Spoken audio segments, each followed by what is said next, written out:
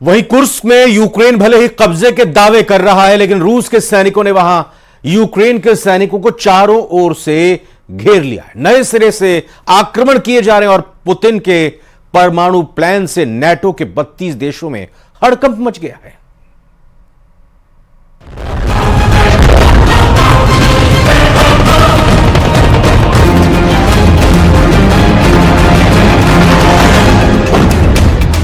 हम आपको एनिमेशन के जरिए दिखाते हैं पुतिन की एटमी जंग का सबसे पहले शिकार कौन कौन हो सकता है।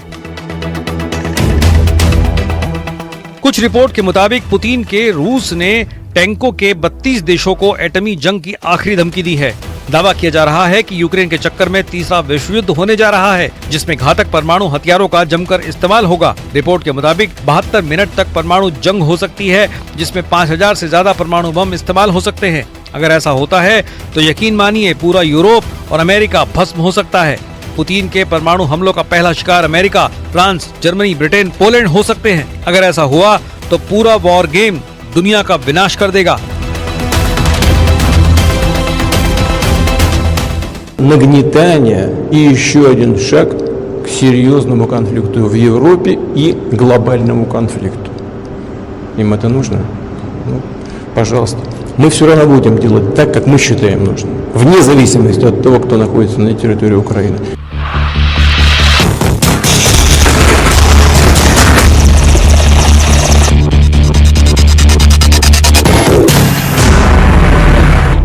पुतिन की परमाणु जंग की तैयारी का आप इसी से अंदाजा लगा सकते हैं कि रूस ने पहले चरण में परमाणु जंग में सक्षम किंजल और इस्कंदर मिसाइलों से अभ्यास शुरू कर दिया है। रूसी सेना दक्षिणी सैन्य जिले में परमाणु जंग की तैयारी कर चुकी है।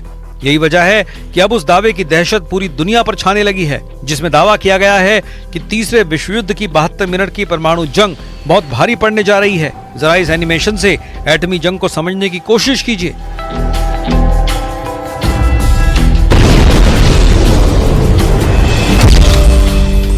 रूस के लिए जासूसी करने वाले एक जर्मन सैन्य अधिकारी ने कहा है कि रूस की परमाणु हमला करने की तैयारी पूरी हो चुकी है। रूस के राष्ट्रपति व्लादिमीर पुतिन कभी भी हाइपरसोनिक मिसाइलों से परमाणु हमले का आदेश जारी कर सकते हैं। आशंका जताई गई है कि अगर परमाणु युद्ध छिड़ा तो 72 मिनट के अंदर धरती पर 5000 परमाणु विस्फोट होंगे और अकल्पनीय विनाश होगा। Nuclear war a scenario book के मुताबिक इन धमाकों में 300 करोड़ से ज्यादा लोगों की मौत हो जाएगी। पुतिन का साफ कहना है यूक्रेन जंग अब रूस के वजूद से जुड़ चुकी है, जिसके चलते अब रूस परमाणु जंग करने को मजबूर हो जाएगा।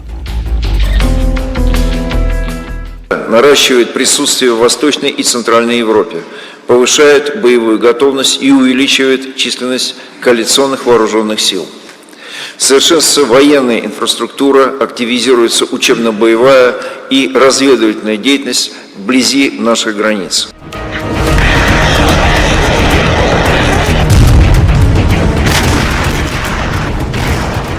इधर जो हालात रूस से सटे पोलैंड के अंदर चल रहे हैं, वो चीख चीख कर गवाही दे रहे हैं कि अब अमेरिका, ब्रिटेन जैसे 32 नेटो देश यूक्रेन को बचाने के लिए रूस पर सीधा परमाणु हमला कर सकते हैं।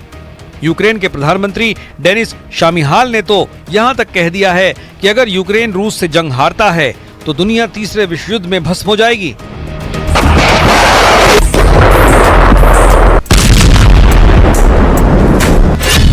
पुतिन की आखिरी जंग 72 मिनट 300 करोड़ मौत।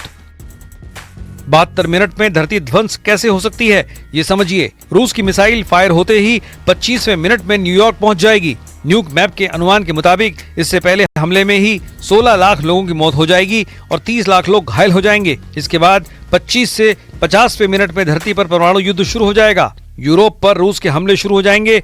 यूएस और फ्रांस मिलकर रूस पर परमाणु हमले शुरू कर देंगे। यूएस और ब्रिटेन मिलकर चीन पर परमाणु हमले कर देंगे और चीन भी पलटवार करेगा। रूसी गठबंधन का देश नॉर्थ कोरिया भी यूएस, यूरोप पर हमले शुरू कर देगा।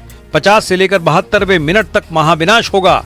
यानी इन 22 मिनटों में धरती पर 5000 परमाणु धमाकों का अनुमान जताया जा रहा है।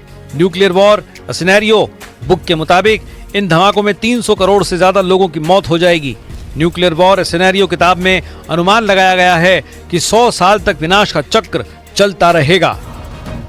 हैरानी की बात तो ये है कि पीएम मोदी ज़ेलेंस्की से मिलकर युद्ध को रुकवाने की कोशिश में लगे हैं, लेकिन यूक्रेन की एटमी साजिश ने पुतिन को भयंकर गुस्सा दिला दिया है। अब देखना होगा कि आने वाले दिनों में रूस यूक्रेन से कुर्स्क परमाणु ऊर्जा संयंत्र का बदला कैसे लेता है।